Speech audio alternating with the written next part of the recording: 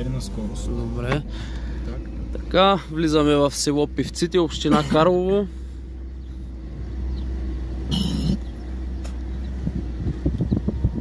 Така. Тук е ромската махала.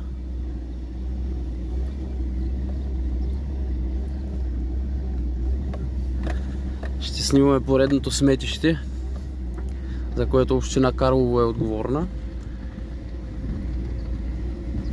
И кмета на населеното място Богдан Пенчев. Най-вероятно и доктор Емил Кабаиванов е отговорен за това. Да. Не е само... Ето на какво попадаме на поредното огромно сметище. Здравейте, пичове! Здрасти! Ето, виждаме сметището огромно. Тук има водоем, между другото. Браво, точно до водоема. Да спрем ще тук и после ще идем на там, че това заобикаля, това е огромно. Да покажа.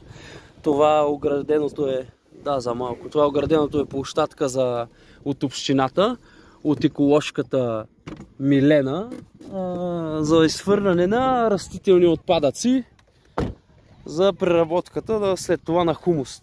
На хумус започвате, но вижте какви отпадъци има тук.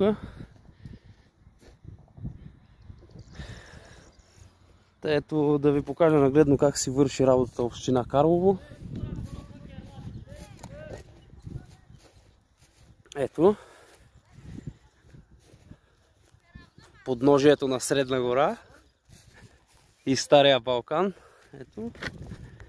Виждате, тук е и поринвано е. Ето, тук може да видим направо контейнера е изхвърлен. Тук е поринат. Контейнера общинския. Това мисля, че е водоем. Не знам дали е действащ или не. Най-вероятно да. От който се снабдява селото с вода. Ще проверим. Сметището е огромно. Сега ще ви заснемем втората част, защото наистина трябва доста път да го обходим. Ето натам продължава. Животинките си пасат. Пасат животинките. Точно до ромската махала. Така живеят тук тези хора. Отново показваме ограждението за природни отпадъци, така наречените храсти, дървета. Затова е тази площадка от общината. Вижте какво се изхвърля в нея. Продължаваме с сметището. Сега ще го обходим. Продължаваме да обикаляме. Сметището наистина е огромно. Ето там продължава в растителността.